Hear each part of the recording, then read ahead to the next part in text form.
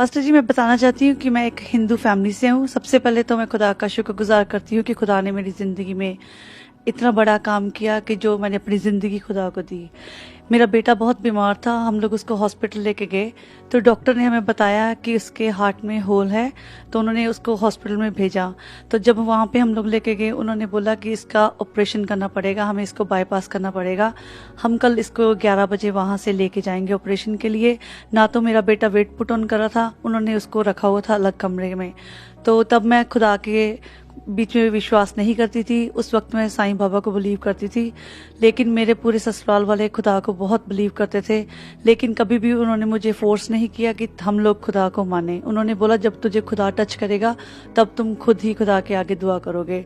तो उन्होंने मुझे बोला कि तुम लोग फिक्र मत करो, कि तुम लोग खुदा के आगे दुआ करो, वो जिंदा खुदा परमेश्वर है, वो तुम्हारे बच्चे को ठीक करेगा।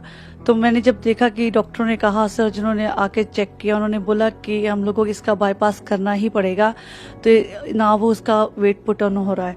तो उन्होंने हमें बताया कि हम कल उसको सुबह 11 बजे ऑपरेशन थिएटर के लिए लेके जाएंगे, तो वहाँ पे उसका ऑपरेशन होगा। तो मैंने जब देखा कि वो उसको लेके जाना, उन्होंने वो लोग हमें बता के कि कल हम 10 बजे तुम्हारे पास वापस आएंगे। तो मैंने और मेरे हस्बैंड ने बस एक देखा कि सब हम लोगों को कह रहे हैं कि तुम लोग एक बार खुदा के ऊपर विश्वास करके देखो। मैंने बस खुदा के आगे ऐसे बोला, मुझे कोई दुआ नहीं आती थी, कुछ नहीं आता था। मैंने सिर्फ यही बोला कि जीसस, अगर आप जिंदा खुदा हैं तो मेरे बेटे को बिना ऑपरेशन के हील करके दिखाओ, तो फिर मैं अपनी ज़िंदगी आपको दूंगी। जब सुबह हुई 10 बजे पूरे सर्जन और उनकी पूरी टीम आई मेरे बेटे को चेक करने के लिए। उन्होंने चेक किया, उन्होंने हमें बताया कि उसका वेट पुट ऑन हो गया है और उसका जो होल है जो ओपन था वो क्लोज्ड हो गया है, तो हमें ऑपरेशन करने की कोई ज़रूरत नहीं है।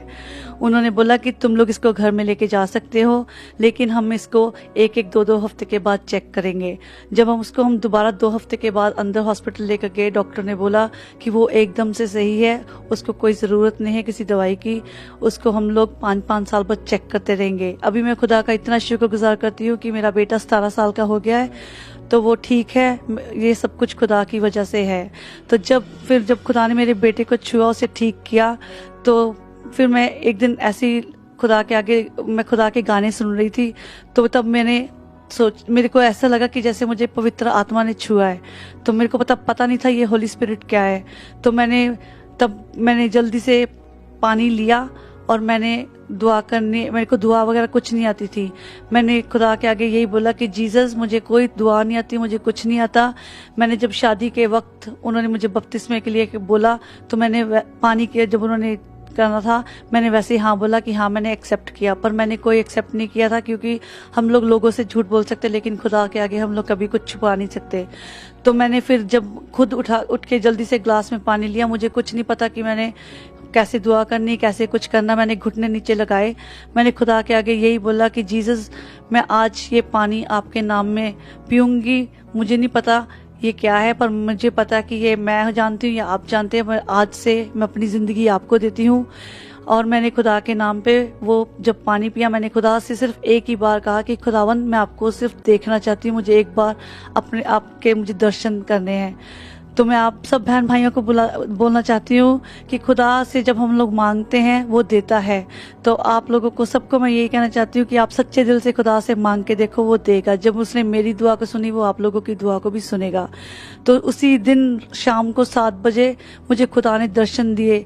मैं जब उनको देखा, उन्होंने वाइट कप चोला पहना हुआ था, उनके जूतों के ऊपर वो जो स्ट्रैप था, उनके हाथ में डंडा था, और मैं कुछ बोल नहीं सकी। मैं एकदम स्टैचू की तरह खड़ी रही और मेरी बस आंखों से पानी आता रहा। तो जब मैंने देखा, इतनी लाइट पड़ी थी, मैं कुछ बोल नहीं सकी। तो थोड़ी देर बाद वहाँ से वो मुझे दिखाई नहीं दिए। तो फिर मैंने अपने हस्बैंड को बताया कि मैंने खुदावन यीशु नासरी को देखा। तो उन्होंने मुझे बोला कि नहीं, तुझे ऐसी लगा होगा। मैंने कहा कि नहीं, मुझे दिखाई दिए। वो तब साईं बाबा को बिलीव करते थे। जब उन्होंने मुझे देखा कि मैं कह रही हूँ, तो उन्होंने बोला कि कोई बात नहीं, मुझे भी थोड़ा टाइम दो, मैं भी तुम्हारे साथ खुदा को बिलीव करना शुरू करूंगा। उसी वक्त खुदा ने अपना मौजा किया कि शाम को 9 बजे पास्टर जेसी डुप्लांटिस ने अपनी गवाही दी कि उन्होंने स्वर्ग में कैसे खुदा को देखा, तो उन्होंने वैसे ही बताया जैसे मैंने जाहिर किया था कि मुझे खुदावन कैसे दिखाई दिए। तो मैं खुदा का शुक्रगुजार करती हूँ, जब से मैंने अपनी ज़िंदगी खुदा को दी है, खुदा ने मेरी ज़िंदगी में बहुत बड़े बड़े काम किए हैं, तो मैं खुदा का शुक्रगुजार करती हूँ भाई। आमीन।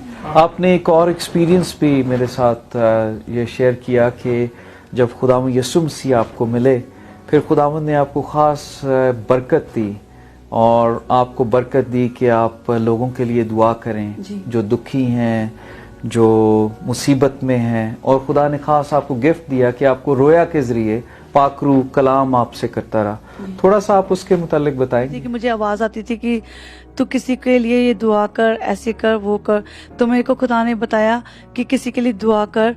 वो मुझे जब मैं काम से वापस आई थी, मुझे ऐसे महसूस हुआ कि मेरे साथ वो हैं। उन्होंने मुझे एक अस्पताल दिखाया और अस्पताल के अंदर दिखाया कि मेरी सिस्टर इन लो है। तो खुदा ने दिखाया, मैंने खुदा को बोला कि खुदावन ये आप मुझे क्या दिखाना चाहते हैं। खुदा बाप ने मुझे बोला कि तू सिर्फ अभी देख कि आगे आगे क्या है। जब मैंने देखा वहाँ पे ICU था, वहाँ पे वो लेटी हुई थी, तो खुदा ने कहा कि तू अपनी ननद को फ़ोन करके बोल कि वो काम पे ना जाए, वो उसका एक्सीडेंट हो जाएगा। तो मैंने अपनी ननद को फ़ोन किया, उसको बताया, उसको काम से जाने के लिए रोका।